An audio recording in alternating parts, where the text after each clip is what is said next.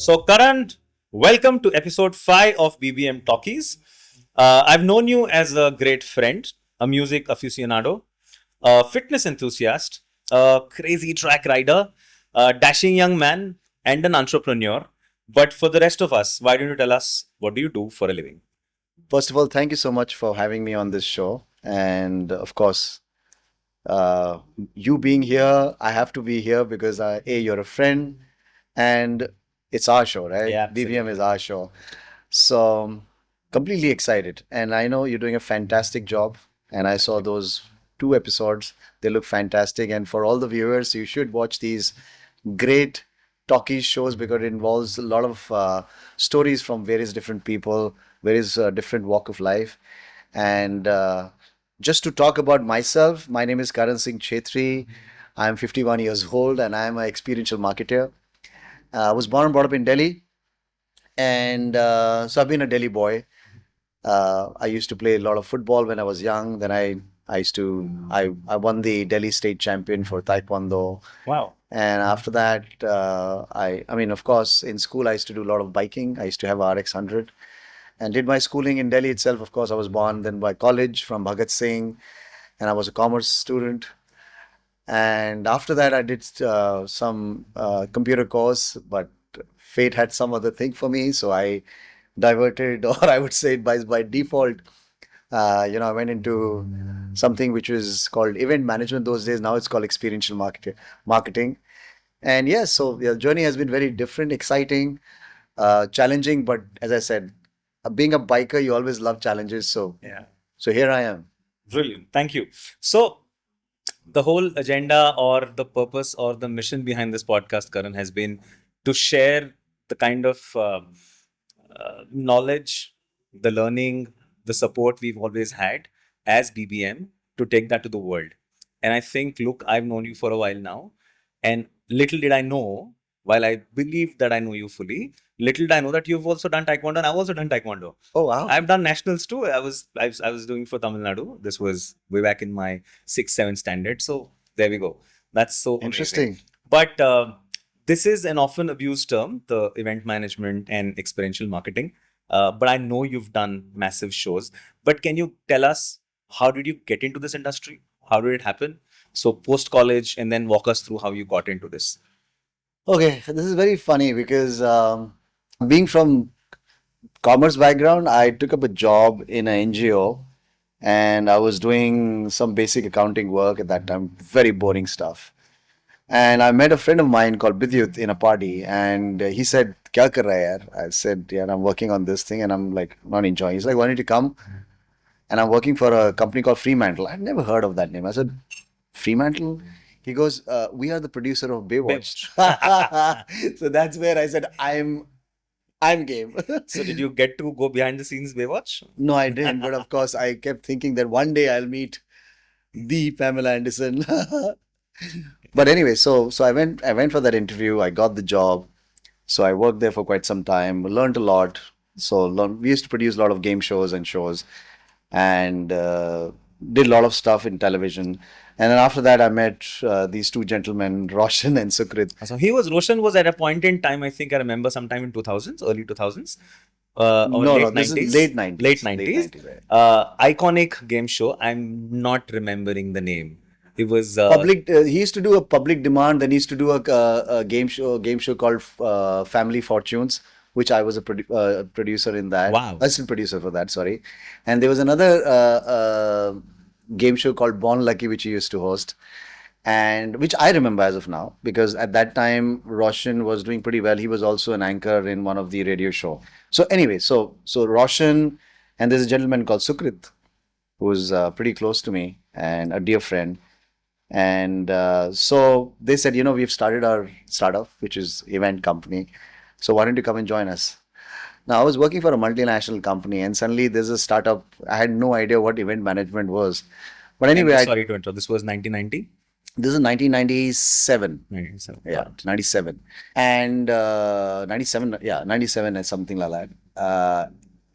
So I went and met them, and they said, come on board. So I took the job, and it was a startup. It was a small little office in CR Park, I remember.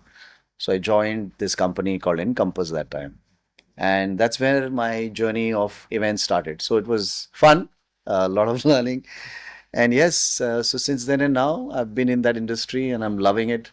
So it would have been difficult, right? I mean, getting into a from a Fremantle, which is a multinational company, you chose to take, you chose to let life happen.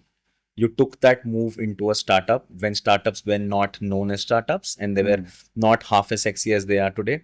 So much funding never existed, such opportunities never existed. How was that phase?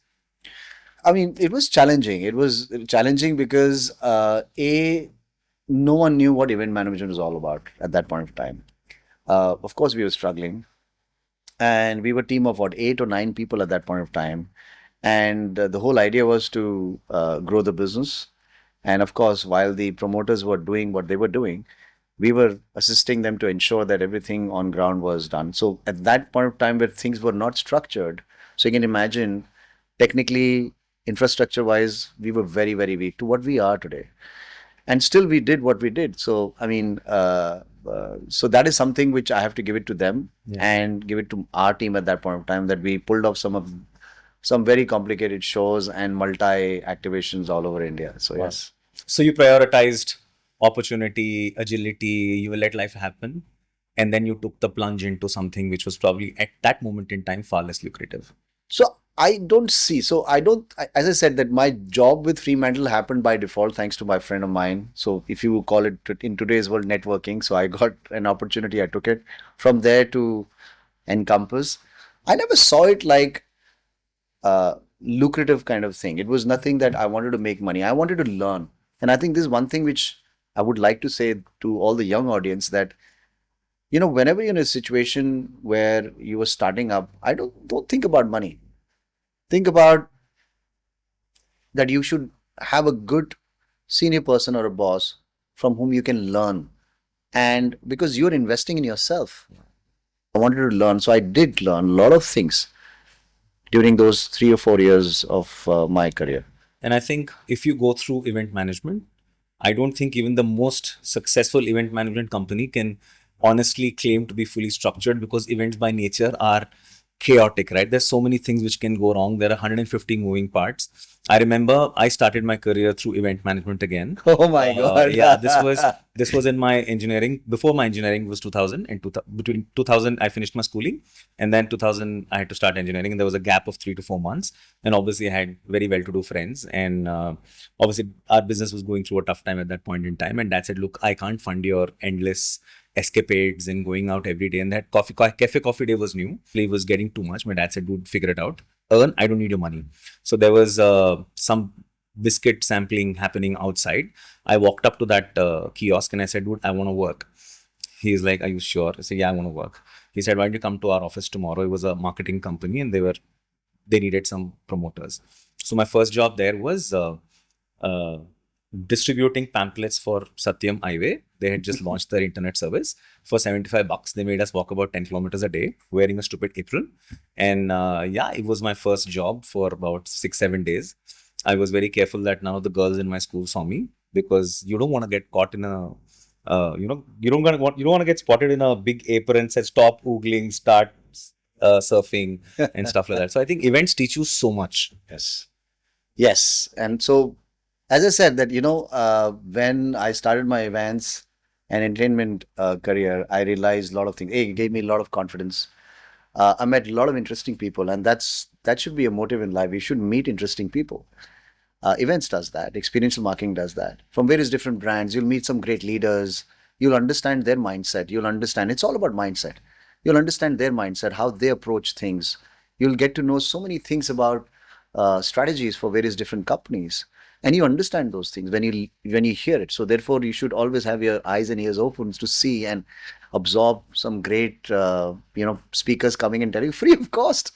So I think that added to my career a lot, my knowledge, and I will give it to my event management as a career, that today whatever I am is thanks to that. And yeah, I'm learning every day, and it gives a lot of pressure in life. And thanks to that, I'm back with my biking, which I had completely forgotten, because tough times, right? When you are when you're struggling in life, and I wouldn't call it struggling because I Hustling. never, I was hustling, right? And I was at the same time enjoying, excited about what I'm doing. And that's a very important point. I want, if I can bring it in today's scenario, and all the viewers, never think about that, oh, I'm struggling, like, kya yaar, mujhe savere jana hai. Enjoy that. If you can enjoy that struggle and don't call it a struggle, trust me, you will be a winner at the end of the day. You will always come out a winner. That's an awesome message. That's very profound, Karan. The fact is, I firmly believe, thanks to our community, we've seen different people in different stages of life. And I believe that all of us have our own journey. We have our own high points and struggles, and we do that. You being very modest when you say that you're learning, and very truly say, very, very true that you still continue to learn, and you have that mindset of learning, you tend to do well in life. I know you've done shows ranging from which hosted Modi ji, which has Arijit Singh's, Sunidhi Chauhan's, and you've done some of the biggest shows, what, 15,000 people? You do large format, medium format, small format, content driven marketing. So tell us more about ESP 360. Yeah, USP was born again in 2001, and a few friends came along and we started. So we started with nothing, and it gave us a lot of confidence in what we were doing at that particular time. The clients came along, they understood what we were doing. We're young lads doing something new. एक जुनून होता है ना, उस जुनून के साथ चल रहे थे. We were going ahead with that. And kya raat, kya savera, we didn't know. We would work in office for two days, three days. And of course, technology was very limited. Today, what we have in terms of AI or Google, I mean, Google was very limited. Internet was very limited. We had floppy disk, yeah. Absolutely. We didn't have a proper drive to take the data. So imagine internet was like 30 that there was a modem which would make sound like a fax machine. This generation doesn't know any of it. So we went through. We used to have bromides to do artwork to make any kind of printing happen. So all these things, we've seen it, and of course we enjoy that journey. So it wasn't easy, but as I said, that it was something which came in various different phases of life, and ESP happened. We diversified our business into content, radio, while events went on. So very different phases. So, and yeah, we made few wrong decisions. Maybe we were slightly ahead of times, and but that's all part of learning. So events. Let's talk about some of those wrong decisions or failures and how did you recover. So one of our partners wanted to do live shows, and in our country, this is 2006 or 2007. We wanted to bring Eagles. Wow. And that time only DNA was doing all the live gigs, or Viscraft for that matter. So why can't we do it? So great way of saying why can't we do it? A small, medium size ESP wanted to do a live, big names to come into India. So while we reached out to these bands, and they had certain amount of money which we had to pay them in advance, and of course you wouldn't be able to do that. So they said, what do we do now? So he said, okay, let's take a slightly smaller band. So we went to Air Supply. I'm sure everyone knows from our age. So Air Supply wasn't so iconic, but still iconic enough. They say, let's start it small and see how it goes. Now, you didn't have any kind of book my show or a portal where you can book online. So everything was very different at that time. And we went in ahead and paid the money to Air Supply because we had to book them. So like the 3 or 4 months in advance. And we went out to some of the companies to sponsor. Yeah. And we realized that, no one was interested to sponsor any live gig at that point of time. Ouch. And then we also realized that live gig is very driven by ticket sales and less of sponsors. Even if you today see that, it's more driven by ticket sales, and there are sponsorship, but later, once you've created XYZ, that thousands of people walk in. So yeah, so we learned that these things need a lot of strategy, maybe a year in advance, not 4 months. But how did that happen? So did you eventually? So we paid the money, and when we went out to the market, we didn't get the sponsors, so we had to let go of that money. Ouch. and that was a substantial amount of money. That was, I think we paid around 20 or 5 lakh rupees, something like that, as advance to those people from it. So that in 2006, 25 lakh is a lot of amount. It's probably a crore and a half now. Yeah. 2 And crores probably. yeah, so yeah, so we paid that money, and yeah, so we said, okay, we'll avoid the live shows thing of it. So we went on, but But then you do a lot of live shows now. yeah, live shows, but this was like your own IP. But But I think tech has really helped in this space. yes, You've got a bunch of aggregators. You've got Zomato's, Districts, Book My Shows. A lot of them. They kind of spread it. Plus, you have social media. I'll go the other way around. So today, the social media has played a very important role in terms of marketing, right? So when you know, at that point of time, there was hardly anything. So Correct. where do you go? You would go to Medium where there's newspaper, which You is had Orkut or Yahoo Messenger. even was the that would closest. yeah that even that wouldn't have the kind of numbers you're looking Yeah. at. So you would go to a proper print media, which was super expensive that time, or a radio, Yeah. and it didn't work. So I think in today's scenario, yes, what you see the internet has got. So yes, the internet has given a lot of connectivity to a lot of people, which is much more easier to create that hype and marketing. Interesting. So tell us some of your biggest challenges in some of those large content shows, because I know for a fact in events, uh, even while the performer is performing, things can still go wrong. Oh my God! So The yeah, craziest experience. so this is for our president, Dr. late Pranab Mukherjee, and he was coming for a show. And whenever there's a president coming or prime minister coming, there are protocols, and somehow those protocols never came to us well in advance, right? And we had taken care of it, and we got to know like 2 days in advance. And it was a big show. It was huge hangar we had created, probably 100,000 square feet of area, completely AC. Now the protocol changed 2 days before somehow. I don't know why, or the client didn't care because we were not interacting with the president team, right? So that time when it happened, the protocol changed. So the protocol was like, we will not have 6 feet of stage, we'll have 8 feet of stage. Ouch. And whatever material you were using at that point in time has to be fire retardant, right? So you have to use those chemicals, which we know it should have been done, but it was not part of their protocol at that time. So they added 3 days in advance, while we were all ready 2 days in advance for the rehearsal one day before. So imagine we had to literally push the stage up 2 feet higher. We had to take care of all the stuff which we had already put in terms of cloth and everything around the thing, and make it. And if there is a proper chemical which comes, we had to put that, certify that. So all those protocols, which is very good. But if we knew it in advance, so we had to do everything in one day. So you can imagine what happened. We had to call all our partners and told them to bring. So they were like 400 laborers and technical staff which came in one night, and we had to do everything overnight.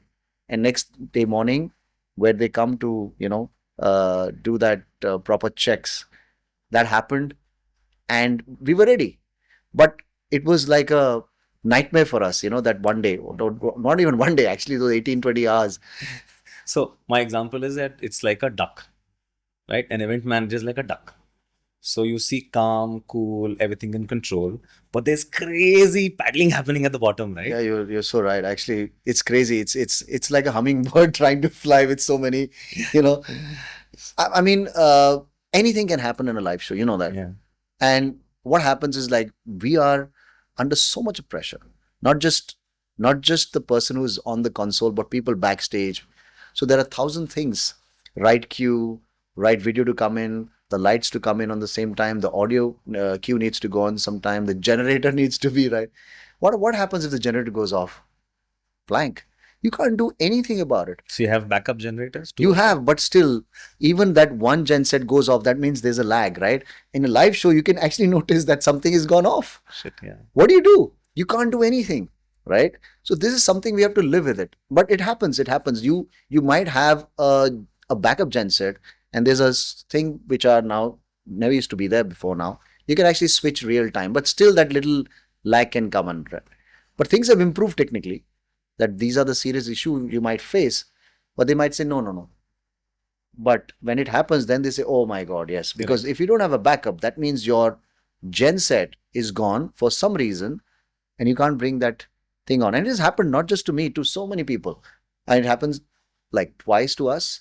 And now even client doesn't pay, we always keep a backup gen set because there is no way we're going to compromise on anyone else's show, because actually the client will never.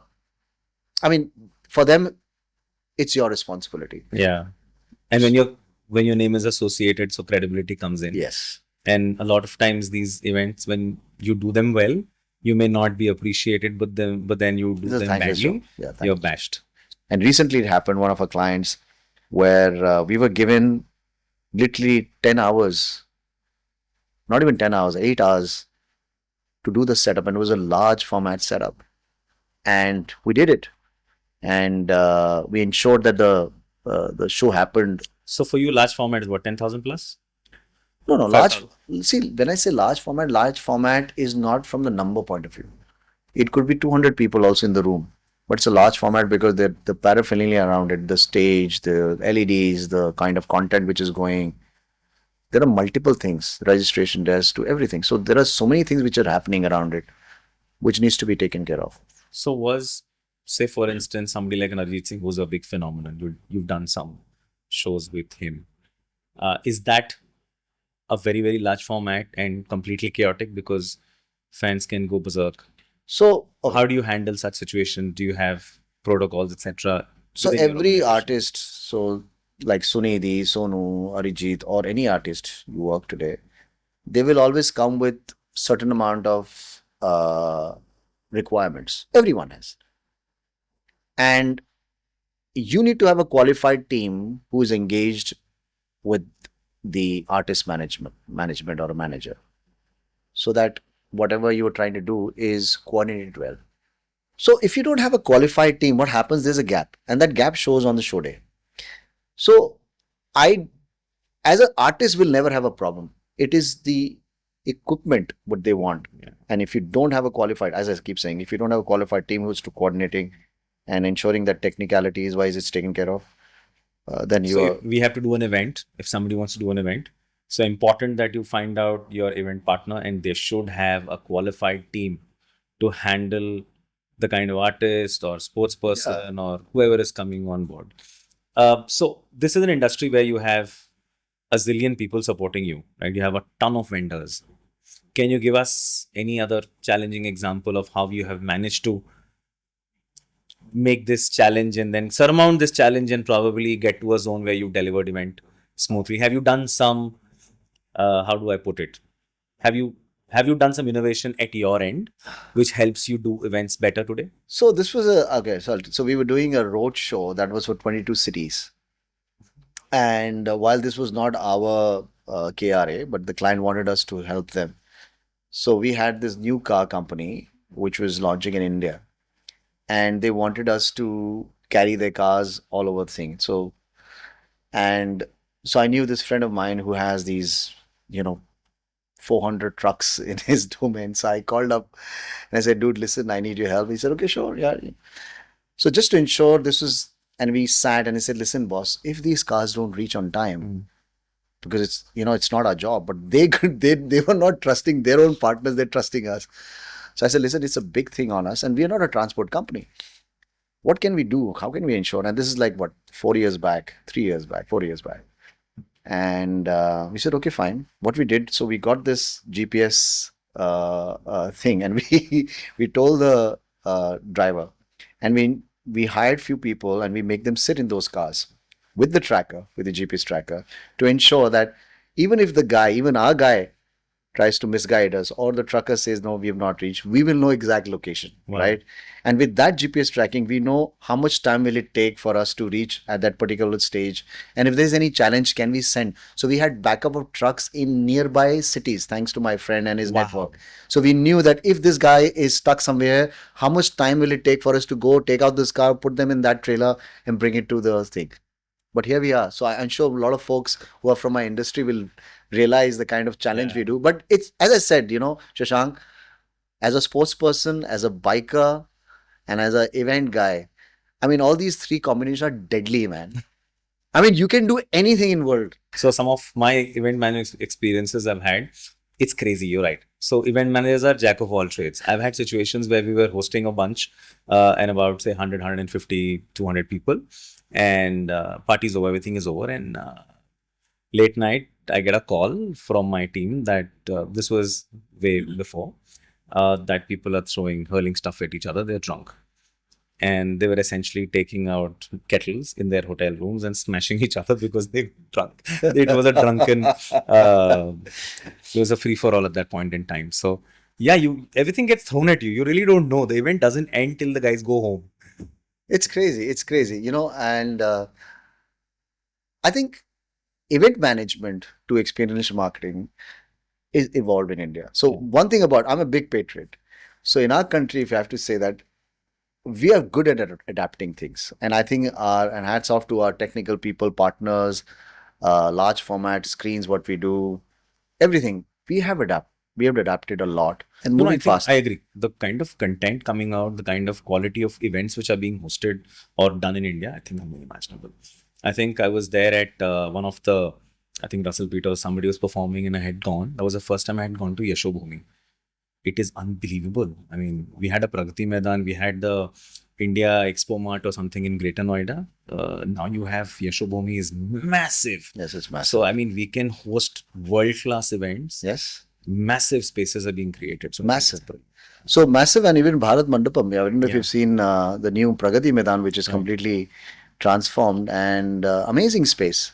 So from an infra point of view, yes, government has done a lot, and we are. We are ready for huge conventions and exhibitions in Delhi. So, which is great, and not just Delhi. There are various different cities which have done some amazing work, Yeah. privately also and government owned also. So from ESP doing great shows to your baby now. So let me just give you a backstory and for everybody else. Uh, I firmly believe that every child, I have two girls, and I was lucky. My parents at a very young age realized the importance of having sport and a fine art go hand in hand, and they felt it was extremely critical for my growth and development. I can't thank them enough. Today, it's a rule in my house for my girls that they have to pick a sport and they have to pick a fine art. I think in general, it helps you become a better human being, assess your strengths and weaknesses, Oh, yes. learn to solve problems. Oh, yes. And BBM, in our own way, thanks to you and all our lovely members, we've managed to make some small contributions towards motorsport. We're trying to sponsor young, great talent. But you're doing something even crazier, right? You're doing something which is 10,000x of what we are attempting to do at BBM, and we are so very proud and happy and inspired by what you're doing. I definitely want to spend 10 minutes on it. Please take us through IMA Game. I was there last year. It is an IP you've created to stitch the entire sport ecosystem in India, which is ambitious and courageous and so nice all at once. The scale is top notch. The quality is top notch. I was there last year. Please take us through IM Game and what is it you're planning. Wow. I'm Game. I'm Game happened 2 years back, actually, and it happened while I was trying to plan a sporting event for one of our clients. And while I was doing that, and I realized few things which obviously stayed with me. I've always been a sports person. Just to go back, when I was a kid, I used to play a lot of football, taekwondo. I used to do a lot of mixed martial art, and sports was like the only thing which we had, right? I'm sure it's the same with you. And I mean, we didn't have phones at the time, so we would just go out and play. Thankfully. Yeah. Thankfully, yeah. So we just and that was the only thing which we used to do. Either we used to study hardly, and we used to play only sports. Yeah. Hard and hardly. So sports was, and I'm very surprised. I don't know why, but people born from 70s or 60s they only played sports, only sports, and 80s too. 80s too, Yeah. only sports. And today, kids here, and especially big cities, I don't see them playing sports. So when I was trying to think about the planning about this event, and I realized that there were a lot of gaps, and of course, being a patriot, I love my country, and I realized that there's so much of opportunity when it comes to sports. And I'm not saying this. I'm sure a lot of people know that. Correct. Why is it not that we are not able to capitalize that? Of course, there are a lot of gaps. Everyone knows that. And we found out that while we are trying to focus on grassroots, now grassroots as a word sounds very good, but it's not easy, right? Because grassroots needs a lot of things. You need government support, you need private support, the whole ecosystem around it. Because today, if you want to make any champion, you need not just the infrastructure. You need you need to have better coaches. You need to have better sports science to training. Even what you wear, what you know in terms of shoes. There's so much things which goes into it, and we realized that there is no such platform which integrates or creates that whole platform to come together. Now, that was something as a vision. And we realized that while grassroots is great, how do we address the grassroots to ensure that these people who are the heads of various different companies, from governments, some stalwarts from sports itself, and key stakeholders from various different companies to come up, and some best practices from India and abroad to come and talk about how and what we can do. So no, it was not just about the problems. It is also about how do we have the right direction? Can we create great collaboration? How do I know what is happening in the world of athletics? If I want to get into it today, what is there in terms of tech that I can help reach out to XYZ people who are doing something and monetize that, for example? How do I have some great ways of creating fan engagement?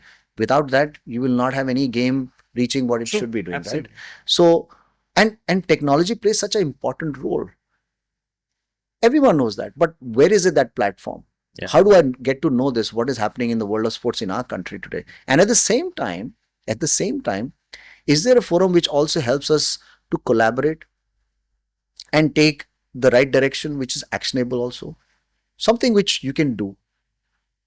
So this is how IM Game was born. And at the same time, we also realized that cricket gets what? Around 80% of Yeah. advertising. 80%. Cricket has reached where it's supposed to be and it's doing well. And I'm very, very happy. I'm not saying that they should not get what they deserve. They deserve. But the other sports, I mean, look at us, look at our country. We are 1.4 billion people. Look at our landscape, huge, right? So there is so much of consumption of sports which is happening. Motor sports itself, football. We have never qualified for World Cup till now, right? Why? It's not that there is no intent. There is intent, but is the direction in which we are going?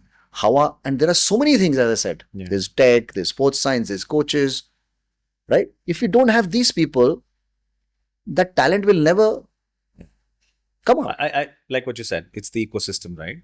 So I come from a generation where during my cricket days, I had played cricket for my school. And I think I played a couple of matches for university. Of course, after that, I couldn't because I was not as good, obviously. But at that point in time, you had probably only 50 people who could make money off cricket professionally. And obviously, being middle class, we didn't have the guts to pursue it. So obviously, chickened out, did my engineering MBA, and moved on in life. But if you look at what you're trying to provide as a solution, you look at IPL as the answer, right? What has it done? It has got the corporates, it's got the government, it's got the players, it's got the coaches, it's got the audience, it's got the money, and today it's created a self-sustained ecosystem, right? Exactly. And I think, to your point, it's absolutely right. Cricket takes the whole eyeballs. Hockey's made some progress. Thanks to some success in badminton, etc., we're making progress. Kabaddi is there. Kabaddi is doing well, some of these leagues. But the fact is, we largely have similar population as much as China has. But look at, they do probably 100 times more medals than we do. They're very regimental. They've got the depth of ecosystem across every little town. I don't think that's probably the answer for us. But I think what you're doing is so critical. I was there last time, and I remember you had an Olympian, you had national champions, you had policymakers from the government, you had sports persons, you had athletes, and you had people like us. And so that's a brilliant initiative. So what is it in store for us this year? So, mindset. So, I think we are trying to open some eyes, or I would say, this year we want people to realize that there are so many things which are happening through numbers. For example, there are various different sports which are like, for example, Kho.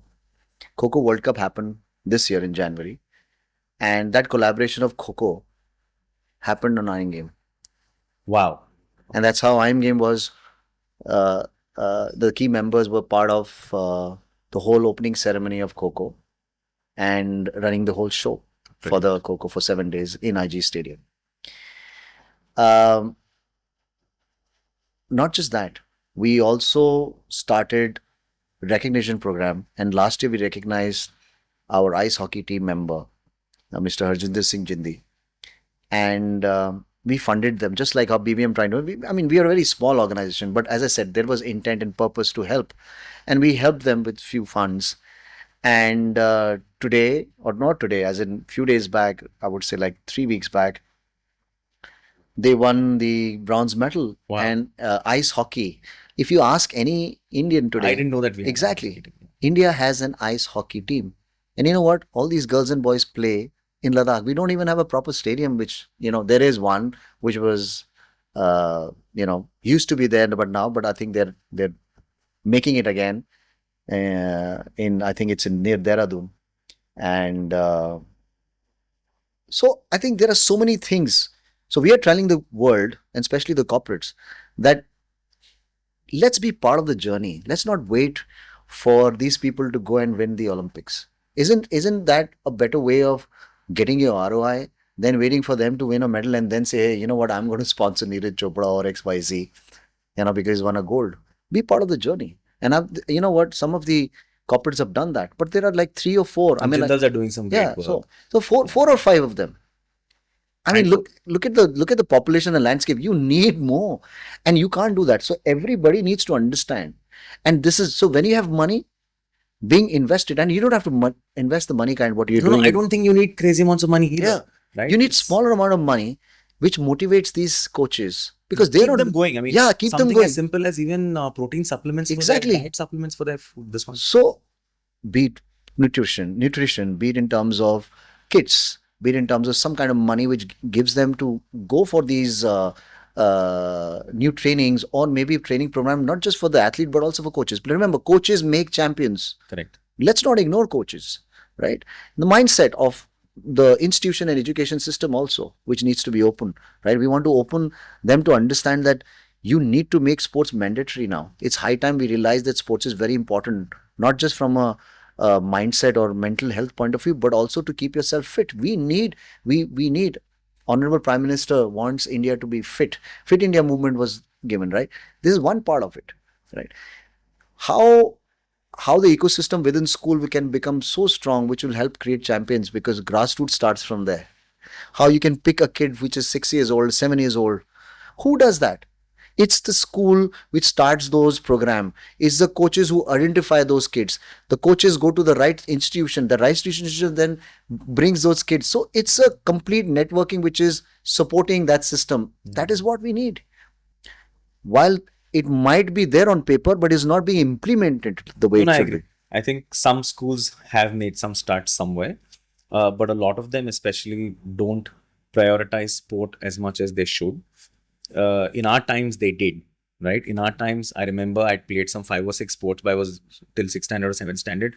I could dabble because we had coaches, we had schools, we had teams, we had a structure. We had a school team, you had a school B team, A team, the school playing 11, then you had district, zonals, district, state, and then national. So I think that structures exist largely, but I think schools today don't focus. They don't. And it's the academics. So our schools are part of it. Do you intend to get them into this? Yeah, that's the whole intention. I know that you're working on building a nice super app. Yes. While the platform becomes IM Games Sports Conclave becomes the thought leadership in sports, and of course the business and the brands, the other side, which is a structured sports, where a lot of people play sports for professional reasons, right? Careers are made on that. We said that, and as I said, the tech part was something which we wanted to incorporate. And when we introduced last year IM Game in October, so right after that conclave, we thought of this idea. And so January we started working, and IM Game app is ready. So I'm Wow. Game app is an app which brings the whole Indian ecosystem of sports under one roof, where parents can log in if the child is under 13 and create his or her profile and get to know about the coaches. So I can be an athlete Yes, in any school, any school, any. and I can register. Yes. You will have registered, verified coaches from across the country. Coaches, institutions, sport management companies, sports institutions, schools for career, for sports management. Sports management is a big career, Right. Uh, scouting agents, brands can come in and help these kids if they want to. There are infrastructure companies who wants to talk about that. This is the infra. Schools. So this becomes a great way of focusing only on sport, so that there is no, you don't get diluted in your content. So if you put something, everything has been consumed by the sports people. There are no other people who are, so it's very focused. So from as simple as me trying to find a nice coach in my neighborhood, Exactly. to finding sponsors for my child because she or he is a national player or a state player or wants to pursue something different, it's going to be all under one roof. Exactly. From physios to coaches to Mental health doctors, everything. which is Sports injury doctors, institutes. So imagine sports gets a new platform for us to make it easy access. So if a child is there in some smaller town, and the idea is that the father and mother can log in and say, hey, I want to find out, and this is the guy I can speak nearby, whatever, nearest place.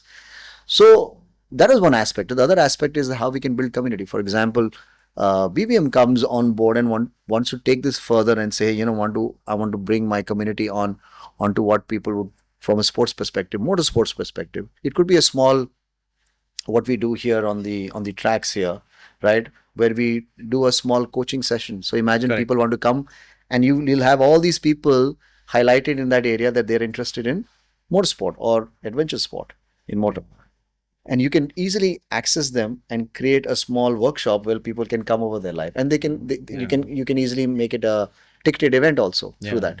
So all these things are there. So masterclasses, workshops, building communities, creating smaller events where people can be part of it. So that is what IM Game is trying to do. So this whole ecosystem will take some time, but as and when people start filling in, more data will Absolutely, I come in. think. Yeah. which is brilliant. And So- then your event can be a 2-day celebration of everything sports. Yes. This has taken a good 6 months and lot of time, energy of my team members who've really worked hard. No, I'm sure we've spoken. So to all our viewers, IM Games happening on 18th and 19th of July at Andaz Aero City in Delhi. For more details, go to imgame.co.in, get yourself registered. For BBM, of course, it's a free entry and a special pass. Yes, that's a goal. Excellent. But all the very best, Karan, for this. Thank baby. you so much. We are very, very excited and very proud of what you and your team are doing. Wishing you all the very best for Thank you this so much. such a critical, important national priority, as I would say. Yeah, it is. So from one baby to the other, I first met you when we were coming back from the track. Yeah. A lot of people, I'm blessed that I've been in the company of such august men and women. I remember seeing you and Vikram doing some crazy pull-up challenge or a push-up Yeah, challenge. yeah. That was my first time on the track. And the way you obviously took us under your wing and helped and guided me through it. So Monty was the reason and inspiration why I got to the track. But after that, I think I was nowhere near as fit as I am today. Even today, I don't think I'm half as fit as you are. What, you do some 50, 60 pull-ups nonstop? I can barely pull 5, right? So you've been such an inspiration. Thank you. How has been your biking journey? Take us through your biking journey. Take us through your BBM journey. Okay. So I was born into a very humble family, and getting a bike was a big challenge. So I had to really fight my way through to get a bike. So I had my first bike when I was in class 12th, and was an RX 100 black Wow. color. Legendary. RX. Yeah. And I kept that bike for 9 years, maybe more. And that was my everything. And after that, of course, career started. You had to get into the whole race of, getting into a job and earning money and all. And bike was being a sports person. Bike just came as one best friend that I could just pick it up and go anywhere, be it rain, be it storm, be it even uh, 2 in the morning. It it was, that bike used to talk to me, like literally, Oh, when hell I used yes. to go out Yeah. there. And so, like, when I started, I would say, doing well in life, I realized that it's time for me to buy a bike, a new bike. And my first bike was a Harley Ooh. Sportster. And after that, of course.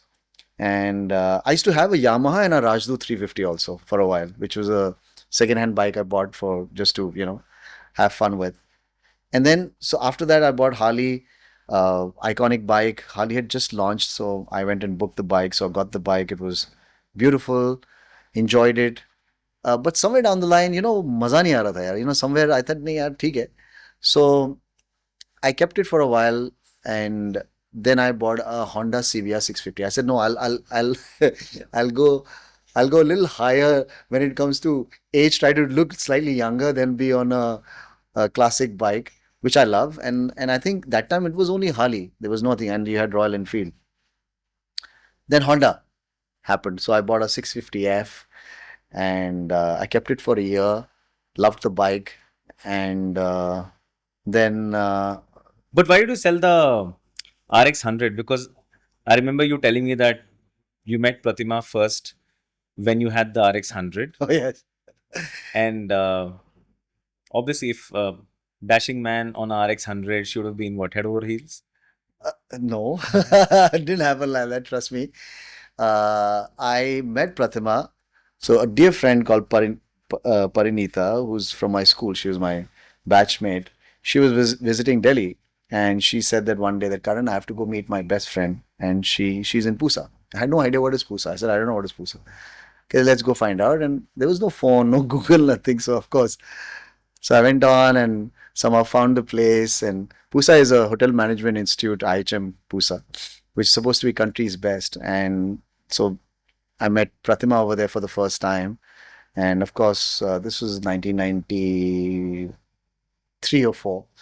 And I liked her. And yeah, then after that, I think as per Pratima, I like kept coming to her college to meet her on my RX. RX 100. See, the bike had to feature. The bike had to feature. I've told you. I mean, it was my extension of me. It was my best friend.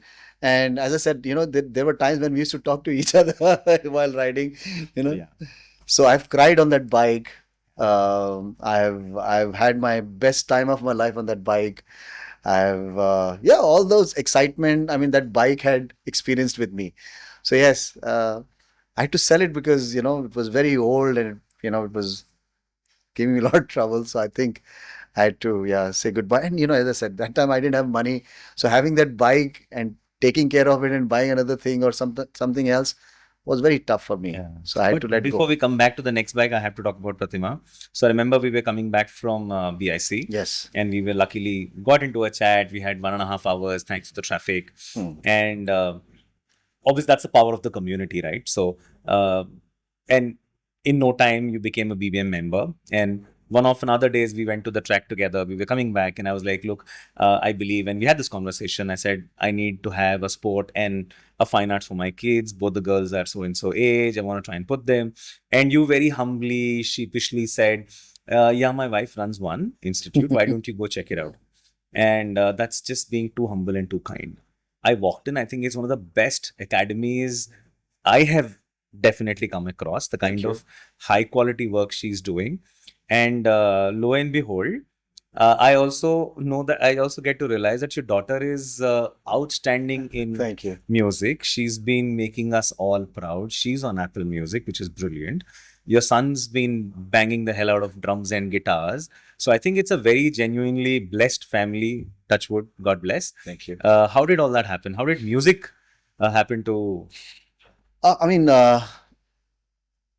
so music is something which, I mean, me and my wife, I mean, my wife's, my father-in-law was a producer. And Pratima used to sing very well. Wow. She used to sing a lot when she was in college days. And So one fine day, she comes up and says that, I want to start a music school. I said, yeah, let's do it. And it just happened on a conversation. We started Chanter Chords, and Chanter Wow. Chords happened. And yeah, so okay. So this is again one thing which I have to tell you.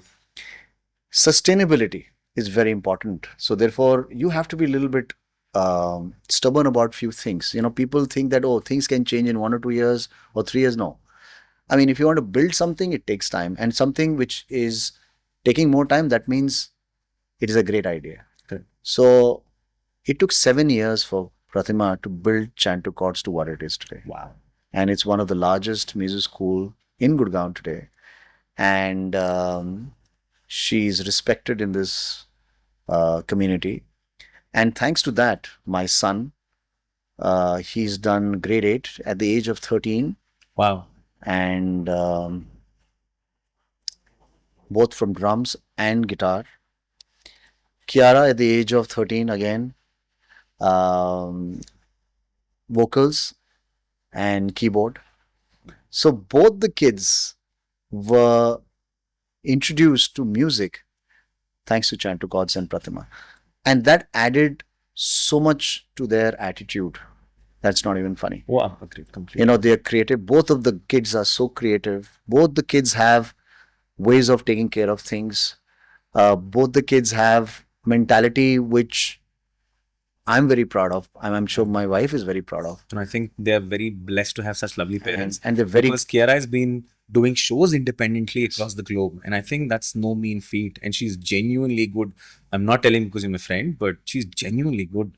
No, thank you. I think as a father, yes. I mean, she's a prodigal child, and I know she's going to make India proud one day. So for me, I would It's love only a to matter of time. yeah, I would love to see her on that big podium getting a Grammys. Yeah. Yeah. No, we're all hopeful. But the And- funny side of Chanter Chords and Pratima's professionalism is that none of us knew half the kids in BBM are going to Chanter Chords, right? Yeah, even Right. Ashish going And out. Ashish apparently is doing vocals there. Yes. And he didn't tell us. I got to find this out. So we're meeting. I think we do should the next podcast. Yeah, with him. we should do a nice BBM and Chanto Chords students gig one day. Yeah. That'll be But amazing. keep it private. Yeah, You don't want to risk Chanter Chords' credibility with a bunch of hooligans like us. Huh? No, we will Yeah. we will ensure that it's there are a lot of backup vocals happening and other things happening. So it sounds good. Kind of put the fader on. Yeah. We'll have some No, but techniques. Ashish also is a musician. He's done drums and stuff. We're meeting him next week, so it's fun. You know what? He inspired me actually. When I got to know, I was like, "Nahi, yaar, I have to go. I want to learn drums, right?" So I had picked up guitar when I was in school. So I used to do a few, chords, but then I left it. Now I want to pick up drums, and I will do it because very soon, Chanto Chords and ESP office will be on the same in the same building. So I want to pick up drums.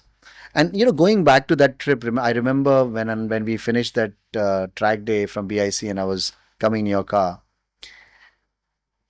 And I want to say this to everybody who's listening, because I found that, and that's the reason I was on BBM. I found that mostly people who are riders, as in a biker, I think they're good people.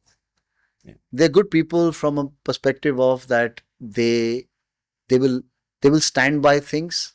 They're honest, and that is what I've seen in most of our community, right? And that's why I wanted to be part of BBM. And even when we go to BIC, I've made friends, so many friends. Yeah. I met Vikram Oberoi over there.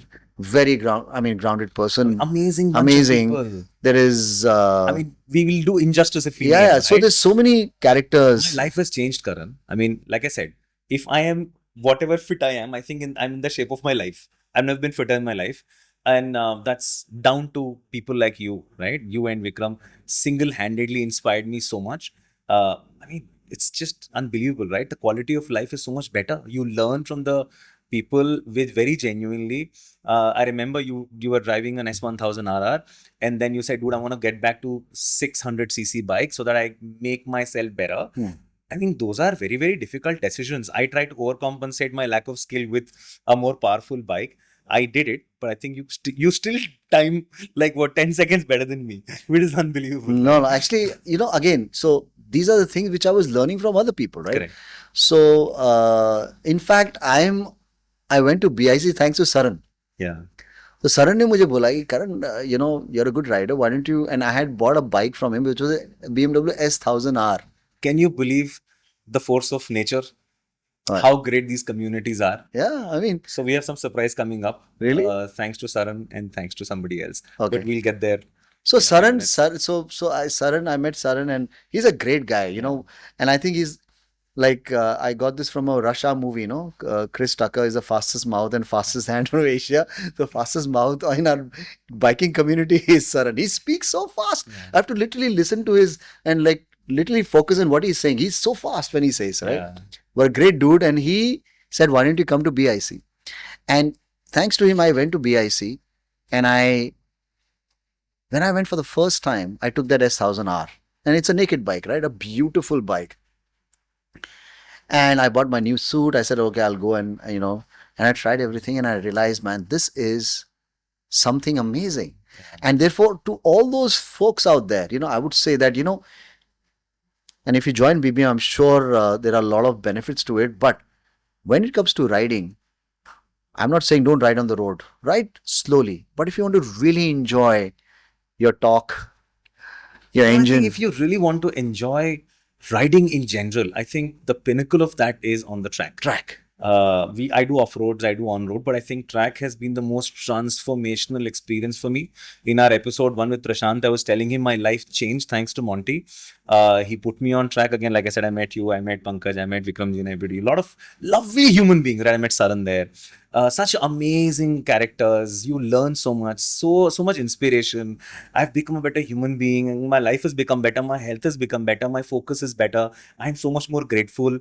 It's just unbelievable. Track changes your life. Look at the kind of people I've met there. I met Vikram Oberoi for the first time. Monty, what a great guy. Akash, Simran, Yeah. Paji, his father. Yeah, I mean, yes, great yes. people. And met so many friends. I met Pankaj. Exactly. We'll be doing injustice. Yeah, if we name, there's like so I many said. friends we've made thanks to this. Pankaj has been my guide and mentor for all things vintage. What a great guy. Amazing human being. Yeah. Right? So we'll be doing injustice. Yeah, Like I yeah. said, I don't want to name because I have 25 people on my list. And everybody like Redline Racing, Simran and Paji and everything. And we do these track days for BBM, right? And we're getting a bunch of people to experience it. It is so nice. I think between Monty and Vikram, they started it in 2012, right? They've been at it, doing it for the love of the community, getting people like me into track riding. I never thought in the wildest of my dream that I'll get there. So I am there today, and today BBM has at least 15 people who ride on tracks. It's brilliant Yeah. for the love of the sport. I think just to say what you just said, about track transforming your life, and it's done the same thing to me, man. It's Some there of in these my guys are crazy, right? So when I was earlier not as fast, I would be here, and somebody like Monty, who wouldn't do a knee down and all, he'll do a shoulder down direct, right? And then Monty would just on the outside of the parabola, no apex, you just go boom like this. Right? I mean, it's sheer talent that what they do. I mean, and there are times when I'm trying to bend myself, and I'm on the corner, and the fourth corner, and suddenly these guys go zoop. I was like, Yeah. what the heck? And I think I'm fast, right? I'm today my best time on 6R has been what, 206, almost, yeah 206. Yeah, 206. Yeah. Yeah, you said 206 on a 235 bhp bike. My best time is 213. But again, I was talking about this the first episode with Prashant. I said the Ducatis are super fast on the back straights. I will smoke anybody, right? Yeah. So Karan may be doing 2.6s and 2.5, but mom there. But just that moment you feel great. But of course, it's just so much talent. Yeah, it's meditative. Very meditative. With that rejuvenating. heartbeat, you come back sweaty with that 11 kg of dead meat on your body. I think it's amazing. And the kind of quality of conversations we have Oh, post ride, it's just brilliant. I think that community which some of our seniors have curated, created, and been at it since 2012, we are so grateful to all of them. Yes, so grateful. I think I would always, through BBM and this podcast, I would just say that, tell the UP government that how we can actually make BIC more accessible Oh, for yes. youngsters because it's very, very expensive. So No, I think I think we there has should. to It is an outstanding circuit. It's one of the best circuits in the circuit. world. I've been lucky to have experienced some of the It circuits in is. the It world. I is. can It tell is. you, it's outstanding. It's the best. I mean, And I so think that with access approach also it will be profitable even for the authorities to run that particular infrastructure. yes. I think it's So just- imagine if we do 10, not even 10, we do like 8 to 10 track days. Imagine if you do 30 track days, 40 no, track absolutely. days. I think there are a bunch of things which can be Yeah, done. and therefore they will have more people to come. There'll be more events to be done. There's a there'll be- guaranteed business from BBM anyway, right? So we are like, Yeah. anyway, do 3 track days. But now with this podcast, every other guest we'll take them to BIC and do it. I think it's a great thing. Like I said, we are blessed to have this community, such lovely bunch of people, and the whole ethos and the reason why we did this doing this podcast is just to take our learnings to the world. We've got such diverse set of members, so it's a safe space where we can all share, learn, and grow together. So thank you for being a driving force. Thank you you. have added the music in BBM, so it's Bikes, Buddies, and Music. Thank you so much for being such a great friend, a true mentor, an inspiration to a lot of us, and a music coach for the rest of us. Thank you so much. Thank you. But this is where the section ends. But we have something even more exciting. I'm We're looking talking forward for about that. Think of the Devil. We're talking about Saran. And the next segment is sponsored by NS1. So a large part of owning superbikes is also buying and selling them, right? So you don't eventually take one bike and keep it for the rest of your life. NS1 makes that a whole lot easier. It's a multi-brand automobile, a bike specifically on superbikes. So they do some great work. Um, I've worked with them for a couple of my bikes, and I can tell you it's very hassle-free and a lot of fun. We're gonna have Gurpreet from NS1 who's gonna join us, and they've got a special surprise for you. They know that you love road riding, and they know that you love track riding, and they wanted to showcase something which is very, very exotic and available just now for you. So we've got a secret space where we've got a beauty parked exclusively for you, Wow. courtesy NS1. Wow, looking forward. I'm excited. I wonder what it is. But that's still not done. The last segment, of course, we're taking you to BIC to ride this beauty. Wow. Are you ready? I'm ready. I'm 100% ready. Let's go then. Let's go then. And this is the same bike I'm going to ride in the. Absolutely, hell yes. So this is a hoot on the road and on the track. Okay. Just like you. Okay. Always ready, always game. So are you game? I'm game. The 2024 Ducati Streetfighter V4S. Hey! Hey, man. So we've got Gurpreet from NS1. Gurpreet, thank you so much for making it. Sir. Most welcome. So, like NS1 does a ton of bikes, they have all brands, great machines, they do quality checks before they put it on sale, etc. So, this is one bike they're showcasing today. This is available at NS1 and they've been kind enough to share it with us. So, if anybody wants to have a look at some great exotic bikes in good condition, that's the place to go. Streetfighter V4S, of course, is one of my favorites. I have one. I can tell you, it is a mad machine. I've never ridden it. Yeah. That looks really, really good. I think you'll fall in love with it on the track. And wow. This is beautiful, man. Beautiful machine. So for the track, it's got Olins, right? Yes. So this one has the same Panigale's engine, slightly lesser state Slightly of tune lesser. at 206 bhp, 208. 208 PS, Correct. 208 PS. I can tell you this is so much more accessible. The handlebars are upright. It's got the same crazy V4 engine. So like you have, a lot of people want to do the track, and at the same time they also want a machine that's equally potent on the Yeah. road. So Street Fighter makes that perfect. Yeah, it goes very well because I've always been a fighter. Good So, one. Simran had it. I obviously also love the way it looks. I think for everything else, forget everything else, but it just looks, it's one of the most beautiful looking bikes in the world. This angle, especially for me, is just mad. So you've got this solid Olins, you've got a Joker, you have the Joker face, then you have those winglets, and the bottom radiator and the entire paraphernalia like a small mini fairing. It is just aggressive. It's aggression personified. You know, Shashankji is so much in love with bikes. His passion just pours out. Pours out, yes. I mean, yeah. So, I think when I look at this bike, I mean, you know, there was a video game called Streetfighter. I don't know if you've ever played. yeah. We used to play as a, you know, when I was small kid, maybe about 13, 14 years old. And there was this character, Ken. Yeah. And this just gives me that extension feel to it. You know, Ken ka, you know, haath hai, uska, you know, there's his Yeah, it's arms like a coming out. character. Yeah, there's a character Yeah. coming out of that. It's got broad, Beautiful. muscular front, Yeah, aggressive. you know, with those big arms. Yeah. Yeah. And the winglet gives that little hair feel to it. This is amazing. It just says, don't mess with me. Yeah, don't mess with me. Yeah. And I'm going to give you a big kick. So even on the track, given that it's typical Panigale, it is crazy beyond 5,500 RPM. Yeah. So I've ridden this on the track when we did some Chang. We'd gone to Chang for a Ducati event. And I can tell you when I rode that, it is obviously slightly powerful for low speeds. But when you take it on the track, anything beyond 5,000 RPM, this transforms into something else. So it's Jekyll and Hyde, two personalities packed into one. 5,500 RPM, completely different personality. Under that, slightly different. So Ducatis do get heated because obviously you have 208 PS BHP engine pumping out so many horses. So it is going to get heated up. But on the track, it just cools brilliantly. It will never shut off. I've never had any problems with my Panigale ever, honestly. I'm really looking forward. And this is really cool. Thank you.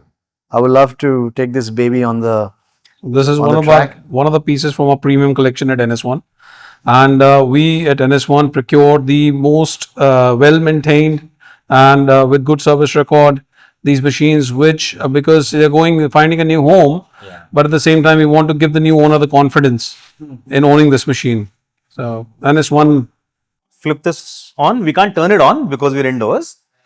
But there we go. You want to take a shot here?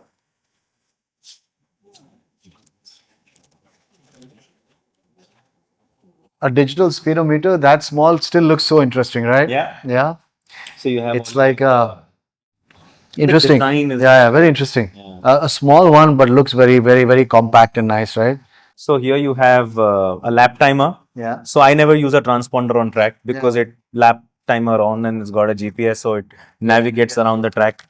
On the Panigale, I have the same thing. You have your wheelie control, electronic brake assist or stability control, all of that. So you can scroll through it. Yeah. So it's you have modes. So how many modes you have? How many Yeah, you modes have. So you have then sport. Pro. Where is it? Must be a Pro also, right? Okay, something press it like this. Yeah. So you have There's sport, race. road, wet, Yeah. race. And Ready race for is any where condition. it can Race, yeah. shut off the ABS at the back And you have completely. various other Yeah. settings to it, right? Only front ABS on race mode.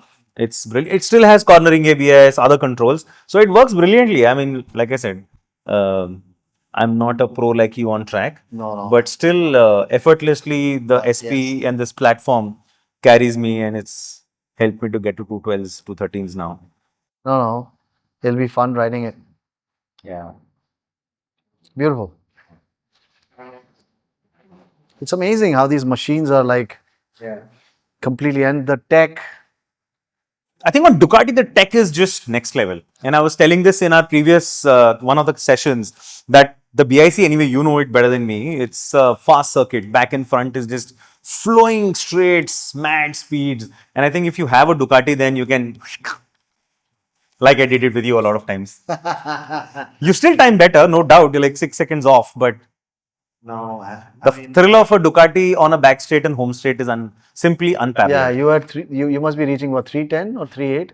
3.5, 3.8. Of course, My I maximum chicken out at the gantry. and my maximum is 258, 59. Maybe So I 60. take the back straight, I get to 165. 305, 304, and I'm just off the gantry by then.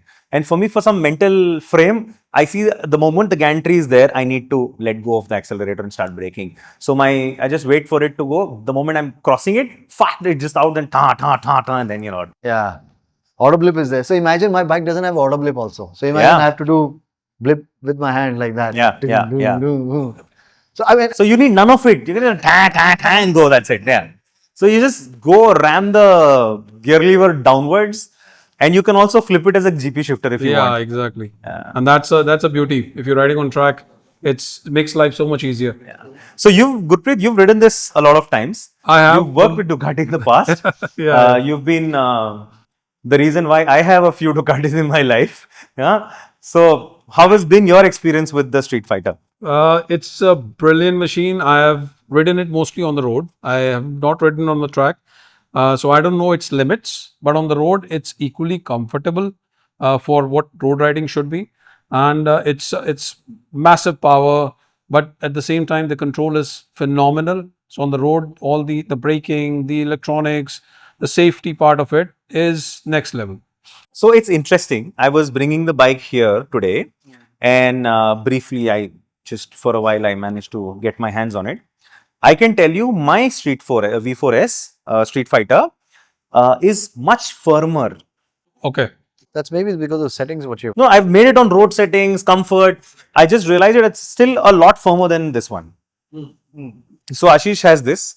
Simran had this. I have this. I rode mine today, and I can tell you, mine's firmer. So I think it's something to do with the special edition. They would have Exactly. jacked up Yours is everything. a Lamborghini edition, so definitely they have probably a next level suspension on It's it. like for the race. Yeah, I remember correct. the first time I got it, it was on race mode. And obviously, I'm used to riding the bike on a race mode. I put it on race mode, and I was riding back from our showroom. I can tell you, I was tippy toeing. The bike had suspension was higher when I put it on race mode, so I had to bring it to road mode. Then the suspension came down, and then I could put my feet down. So I Imagine think what will happen to me. Yeah? you will be putting your knee down. I'll be yeah. like this. एक तरफ से- No, you'll be knee down. You don't need it. No, you'll not put your feet. If mortals like us will put feet, you will put knees, shoulders, elbows, and whatnot. What else, guys? You want to talk about something else? Should I sit on it? Oh, you can. Should I get the paddock off? 1 second. 1, 2, 3. There we go. Here we go. मेरे पैर पहुंचेंगे हाँ. This is I'll take it from this side. Yeah. So we'll leave it. Yeah. Wow.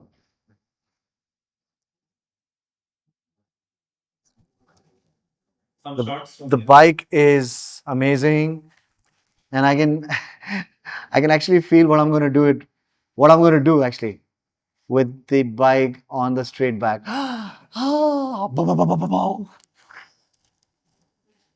Wow. I think you will probably do much lesser time. No, yeah, I will not be able to push it because you see, I'll be riding it for the first time on track, and for me to push it will be very difficult. But yes, I'll do 210, 211, but not 206. Yeah, but I'll not be able to fly by because you'll also be on a Ducati. That you'll not be able to do that. I'll be not pushing it on the corners, but yeah. But this is beauty. So every bike has a character. So and they're very in their unique ways, right? So we had a GS earlier in one of our Euro trips we had done, and obviously there was this Alps and the roads are beautiful, and I was trying to belt it. And at that time, the 1250 GS would tell me, chill na, kya jaldi hai, chill karo, relax. You enjoy this, right? And if you have a Ducati, like my Ducati on the road, it's like, that's 8? So what? Can't you push it further? What the hell is wrong with you? Let's do it. It's okay. Let's break some rules. So the Ducati eggs you to make mistakes, eggs you to go faster. It doesn't like being under 5000 RPM for some weird reason. Yeah. And I think that's the raw nature of the bike. It just talks to you, eggs you, and that exactly reflects in your heart rate when you get off a Ducati. So it's like our track. Ducati delivers that on every ride bike. You know what? When I'm sitting on this bike, it's giving me a feel of that I'm getting ready of those video games, fighting. So when you're riding on the road, fighting literally this sequence. is so agile. I ride like this and this and this, right? It's a beautiful blend. And it gives you that confidence. Oh hell yes. Gives you the confidence that you try it. Even today morning I was riding through NH8. We had gone to Delhi for a breakfast ride, and I was coming back, and it is through the traffic. Yeah, yeah. So naked bikes are meant for that, right? It needs to be nimble. Yeah. So I call it that the Street Fighter is an apt name. I call it the brawler, the roadside, rowdy. So he's like that. The personality of this bike is that. Let's go and do something and come back types. Okay. Super. Karan, thank you so much. It was absolute pleasure, absolute joy. As always, chatting with you was so much fun. Thank you. Thank you so much for doing this. Wishing you the very best for IMA Game. From all of us at BBM to us. And of course, we've got Gurpreet from NS1. Gurpreet ji. Hi, Thank you. how are you? Thank you. Hello. Hi. How are you? We've got a small And a token small of token appreciation for for you. you Wow, thank from you. Here we NS1. go. And let's have a nice pick. Sure. Thank you. This transforms into something else. You know. It's like Dr. Jekyll, Dr. Hyde, Mr. Jekyll and Dr. Hyde. So what is it? Dr. Jekyll and Hyde, whatever. So we'll edit this piece. So it's Jekyll and Hyde.